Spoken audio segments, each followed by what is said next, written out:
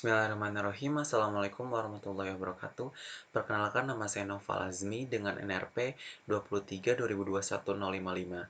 Di sini saya akan mempresentasikan hasil perhitungan saya tentang tugas prinsip kuadrat terkecil dan hitung perataan bersyarat. Untuk mengefektifkan waktu, saya akan mulai saja. Untuk soal pertama ini adalah untuk menghitung most probable value-nya untuk titik A dan titik B, di mana diasumsikan semua pengamatan memiliki bobot yang sama. Saya asumsikan untuk bobot itu adalah 1. Nah, langkahnya itu adalah yang pertama, tulis kembali persamaan SPL di atas seperti ini, kemudian mencari nilai A dan B menggunakan solusi inkonsisten. Lakukan eliminasi pada persamaan 1 dan 2. Dari persamaan 1 dan 2 ini diperoleh nilai A 2,65 dan nilai B adalah minus 0,081.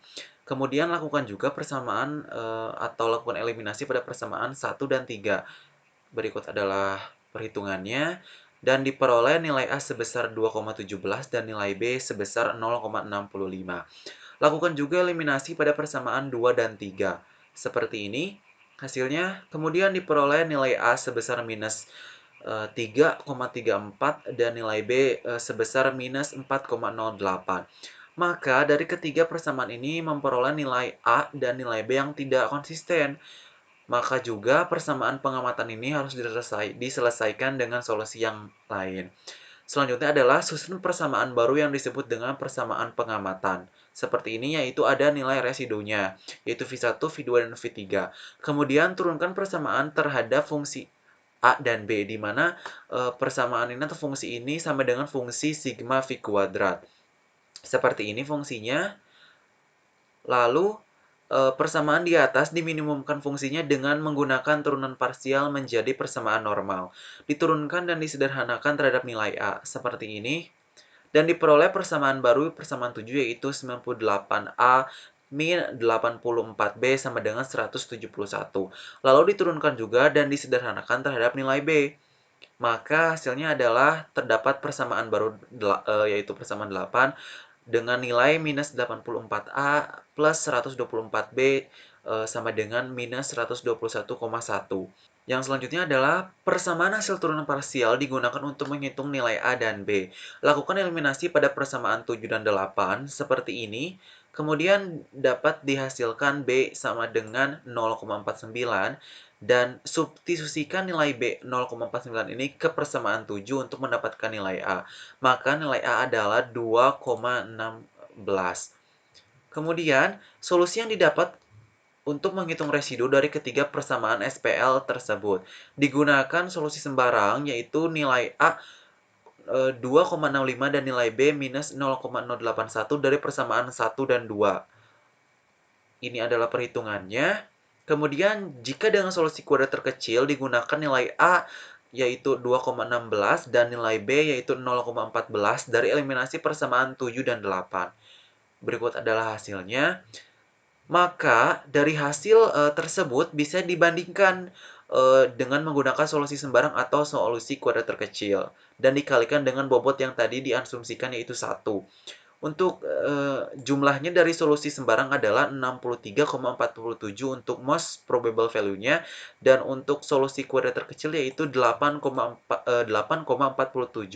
Maka di sini bisa disimpulkan bahwa solusi kuadrat terkecil memiliki nilai atau most probable value-nya itu lebih kecil dibandingkan dengan menggunakan solusi sembarang. Berikutnya ada soal nomor 2, yaitu tentang hitung perataan bersyarat, di mana terdapat gambar jaring sifat datar dengan terdapat BM1, BM2, titik A, B, C, dan D. Dan juga ada sisi, beda tinggi, dan panjang sisinya tersebut. Kemudian ditanyakan untuk definitif BM1 dan BM2 beserta ketelitiannya dan juga bobot pengamannya itu adalah 1 berbanding dengan DI. Yaitu ini untuk tabel yang sudah saya buat tentang hasil pengukurannya. Kemudian penyelesaian dari data yaitu banyak pengukuran yang dihasilkan adalah 5, banyak pengukuran yang diperlukan adalah 2 karena ada BM1 dan 2, dan banyak pengukuran lebihnya itu adalah 3 karena 5 dikurangi 2 adalah 3. Kemudian menyusun persamaan syarat. Dengan syarat geometrinya di sini saya menyusun 6 persamaan syarat geometri. Tetapi karena yang diperlukan 3, jadi saya memilih 3 dari persamaan syarat geometrik ini. Ini yang saya pilih, kemudian persamaan syarat geometriknya adalah disusun kembali seperti ini. Dan selanjutnya adalah menyusun matriks A, W, dan P. Ini adalah untuk matriks A-nya, ini adalah untuk matriks W-nya, di mana hasil ini adalah dari perhitungan ini, hasil ini dari perhitungan ini, dan hasil ini dari perhitungan ini juga. Kemudian disusun matriks P-nya itu matriks identitas, yaitu ini hasilnya.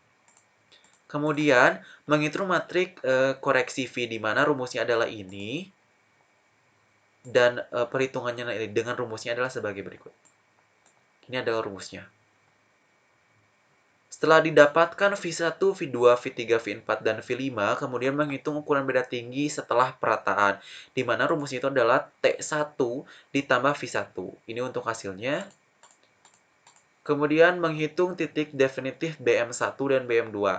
Di sini saya menggunakan untuk syarat geometriknya untuk BM1 adalah TA ditambah T1 sama dengan 101,052 dan BM2-nya itu saya menggunakan syarat geometrik TC ditambah T4. Berikut adalah hasilnya.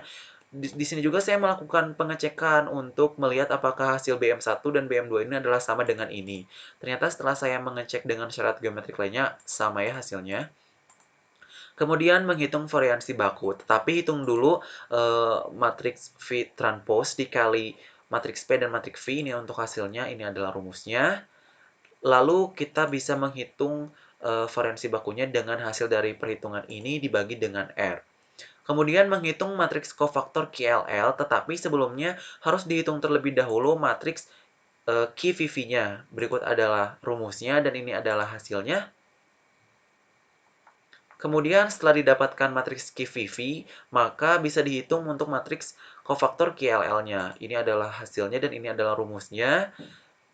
Lalu menghitung matriks variansi kovalensi pengamatan setelah perataan. Berikut adalah rumusnya itu sigma L bar sama dengan variansi baku dikali matriks QLL. Ini adalah rumusnya dan ini adalah hasilnya. Kemudian menyusun matriks B, yaitu matriks turunan parsial model fungsional terhadap pengamatan. Dengan BM1-nya ini saya menggunakan syarat geometrik ini, TA ditambah T1, dan BM2-nya adalah TC ditambah T4. Maka di baris 1 adalah 1, nilai satunya itu adalah di T1, dan untuk di baris 2 nilai satunya itu adalah di T4. Kemudian menghitung matriks variansi kovariansi setelah perataan dengan rumusnya itu sigma x bar sama dengan A, matriks A ini sama dengan B, yaitu berarti B dikali sigma LL dikali B transpose. Ini untuk hasilnya dan ini untuk rumusnya. Kemudian dari matriks yang dihasilkan, maka variansi diagonal adalah untuk BM1 adalah ini, dan untuk BM2 adalah ini.